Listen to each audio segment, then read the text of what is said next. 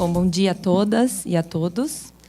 Sejam bem-vindas e bem-vindos a este evento tão importante como a professora Marta Machado colocou e os demais presentes na mesa de abertura.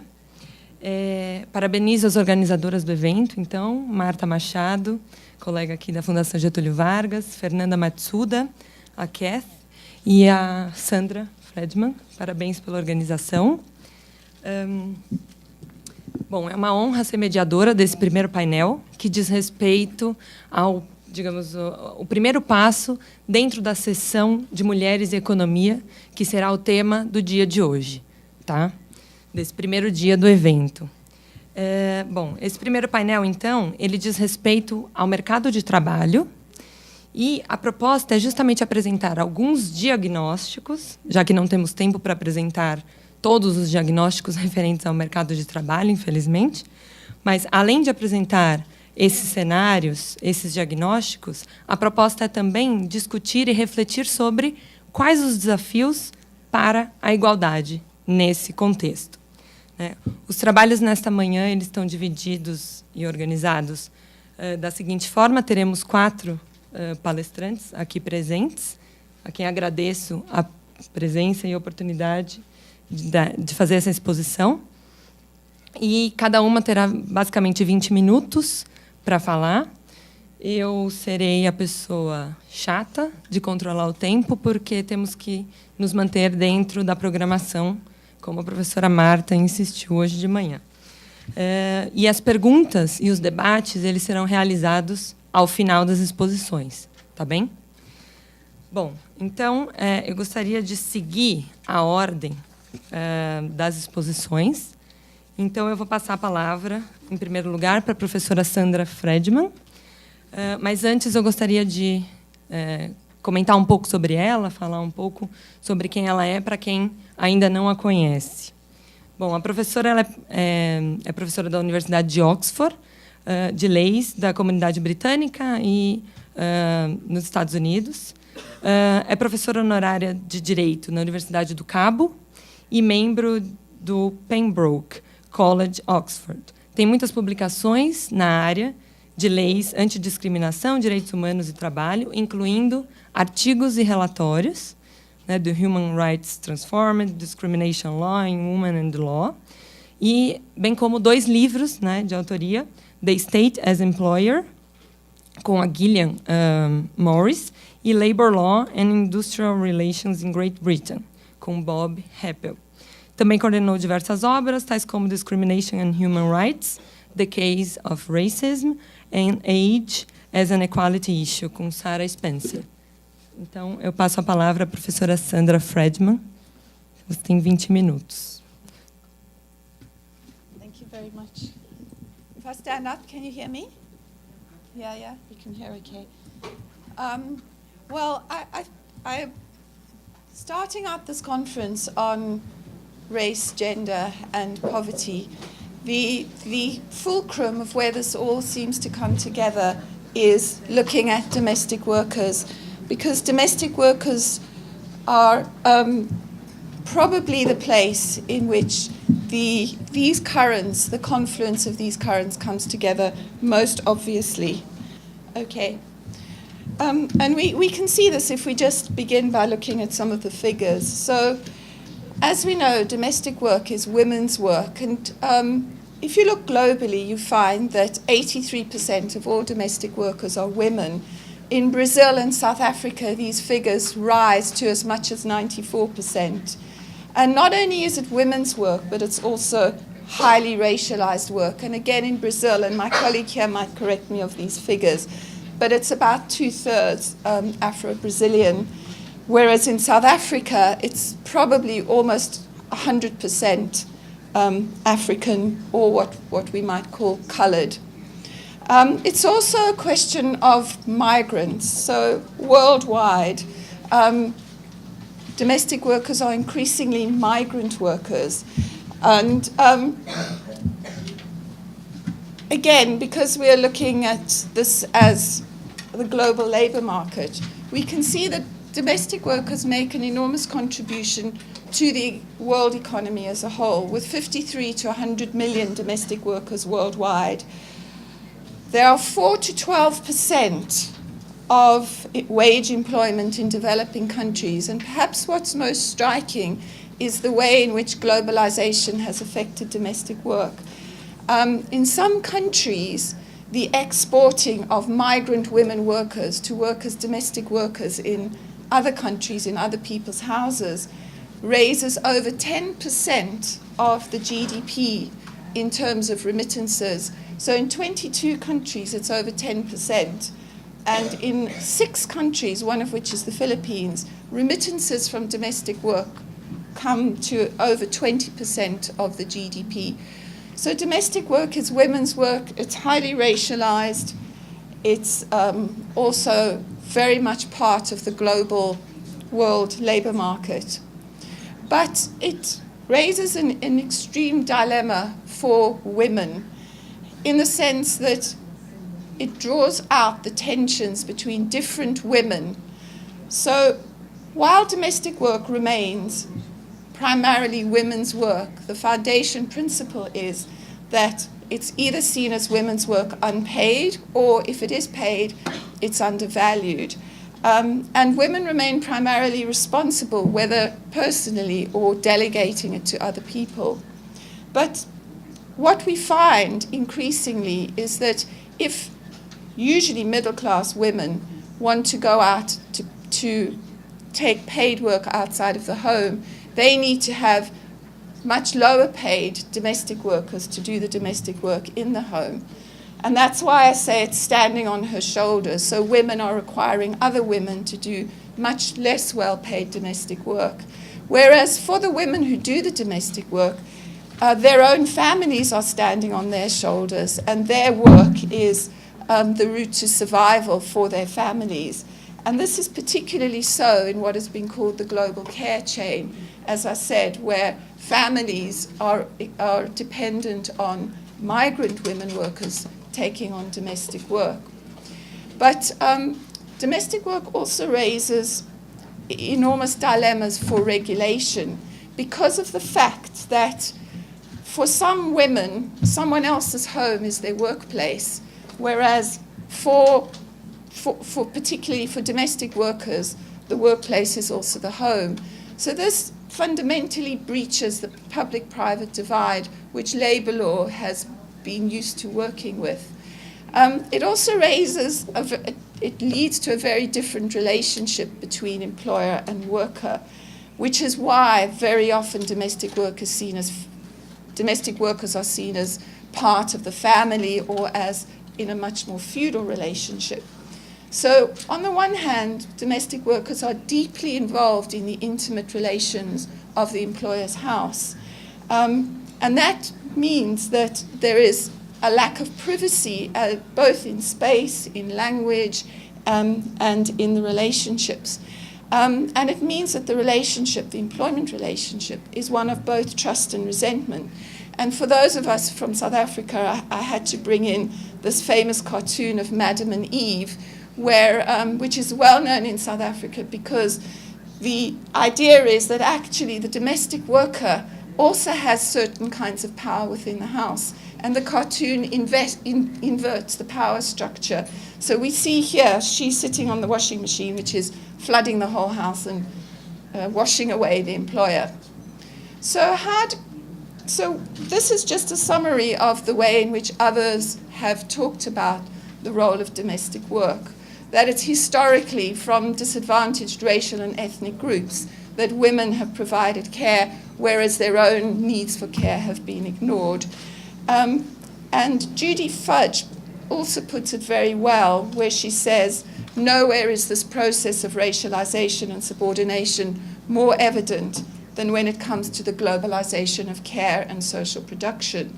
And particularly importantly, she makes the point that it's at the confluence between structural adjustment policies and neoliberal reforms. And by that she means that in the developed countries, neoliberal reforms have rolled back the public sector, and particularly the social provision of care and childcare, which means that for many women to carry on with their paid work, they need domestic workers in their homes, whereas structural adjustment policies in many developing countries have removed the source of other sources of employment for women.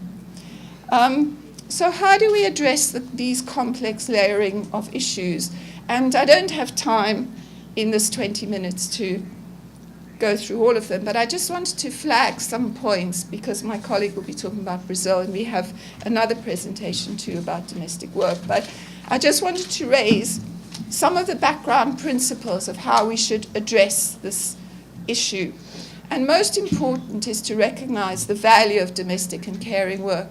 And that's something which is important for all women, because the repercussions of the fact that domestic work is undervalued reaches out all the way into the labor market in a very important way, so that wherever caring, cleaning, catering work is done, it's always low-paid work. So that's the first principle. The second principle is that we need to go beyond seeing the relationship as one of either a servant or a family member to the fact that domestic workers, are paid workers like anybody else. But we can't avoid the fact that, as I mentioned, the relationship with the employer is unusual.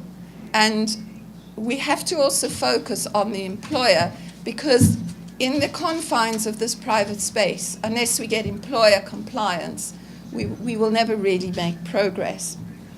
And,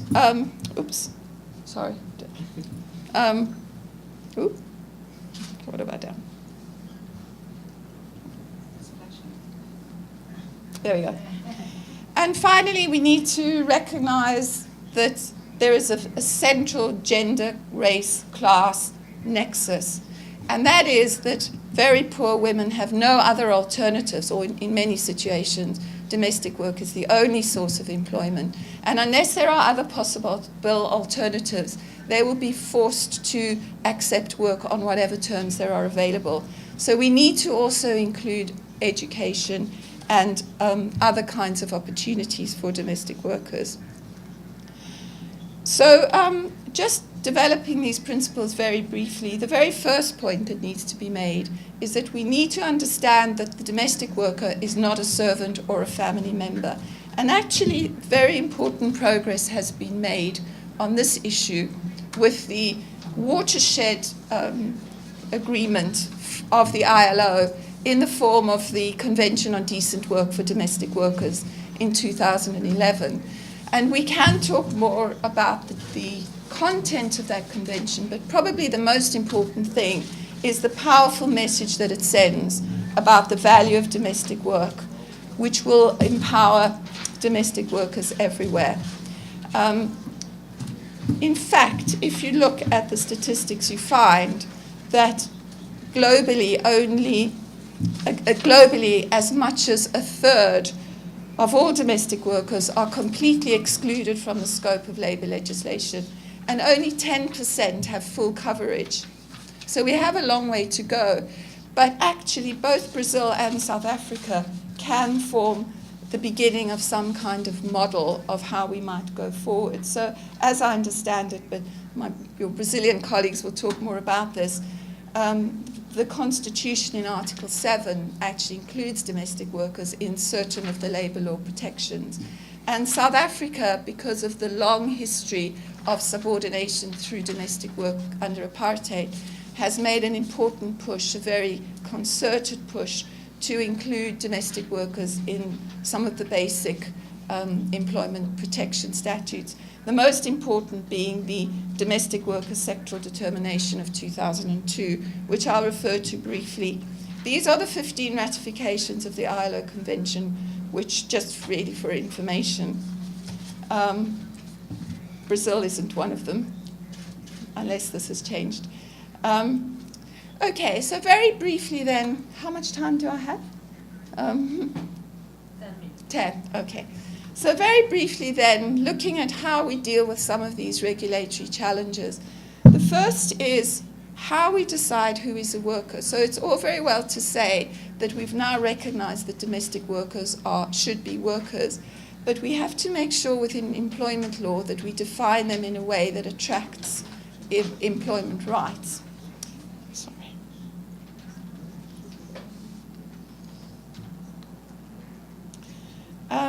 And one of the first problem which I want to highlight is what I call regulatory leakage or responsive casualization, which really means that if you say that workers have to be under a contract of employment in order to attract employment rights, then employers will start employing them under other sorts of employment relationships and particularly casualizing them in order to escape the regulation.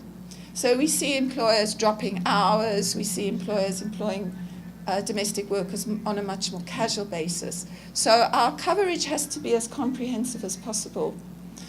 Then there is the question of agency workers, and as I said, the global care chain means that many, particularly migrant workers, are employed through a series of agencies who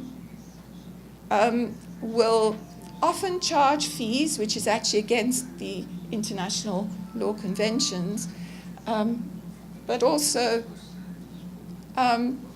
mean that it's very difficult to say that the end user or the employer for whom the domestic worker actually works has got responsibilities towards that worker. And what do we do with multiple employers? So particularly with casualization of domestic work, in many situations workers will go and do 2 or 3 hours at many different households. And that again is very difficult for a labor law system to deal with. One solution, potential solution, is from the South African sectoral determination, which, as you can see, has got a very comprehensive definition of who is a worker, which includes employees, independent contractors performing work in a private household, and domestic workers employed or supplied by agencies. And as I understand it, but you can correct me, the Brazilian situation only covers workers who are employed and not workers who are self-employed, which might risk this casualization of work. And then South Africa, again, has got a kind of a solution to multiple employers, but only a partial solution, which is that you qualify for the rights if you've worked for more than 24 hours a month for one employer. But minimum wages apply, however few hours you work for any particular employer. The other regulatory challenges are around breaching the public-private divide. So as I said, one of the really difficult things about domestic work is that someone's workspace is another person's home. And that means that we have to reconfigure the public-private divide in ways in which labour law has not really addressed properly before. And one of the particularly difficult issues are hours of work, especially on-call time. So particularly for live-in domestic workers, the assumption is that they might be available whenever or whatever. And how do we, through labour law, delineate the right balance between hours of work and the worker's own private space?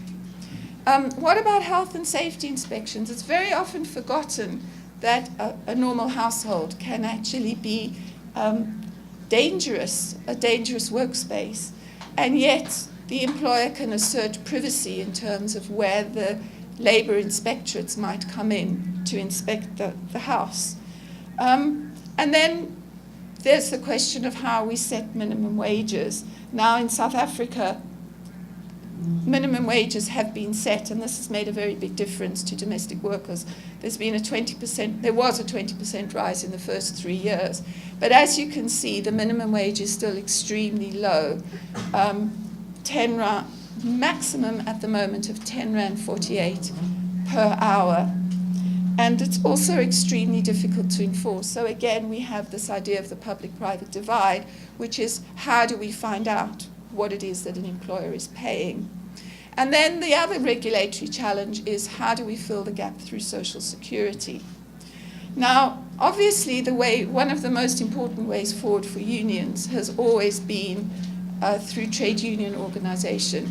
And in fact, the sectoral determination in South Africa was a result of a very concerted political action on the part of not just domestic workers' unions, but others.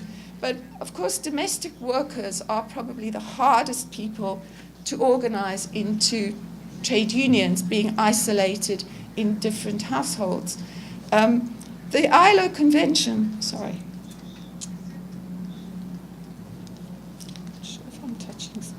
So the ILO Convention in Article 3 requires states to be very proactive about freedom of association and and trade union recognition. So they require states to respect, promote, and realize freedom of association, as well as effective recognition of the right to collective bargaining. But that's easier said than done. So this is another cartoon from the Madam and Eve collection, where what can you do? How can you strike if you're a domestic worker? Actually, if you look, and again, I'll be corrected about my statistics about Brazil, but as far as I can tell, there's only 1.9% trade union membership amongst domestic workers in Brazil. And in South Africa, although there's actually a very good union, the most recent figures I could find put it at 4%. The other side of compliance is having proper trade unions, having proper tribunals. And I don't have time to go into this, but in South Africa there's been quite an interesting system set up called the CCMA, which is a conciliation and arbitration system, which is very cheap for domestic workers to access. And we could talk more about that shortly. So finally, to conclude, this is the New York City's Domestic Workers United poster, which says, "Tell them slavery done." And although we may be able to say that slavery has come to an end, we still face the problem that gendered, racialized work is still the predominant theme for domestic workers. And not only is it the predominant theme, but the numbers of domestic workers worldwide through globalization of the labor market is rising. So that unless and until we understand this in terms of what is the main theme of this conference, which is the intersection of race, gender, class, and migrancy, we really are not going to make proper progress in this respect. So thank you very much.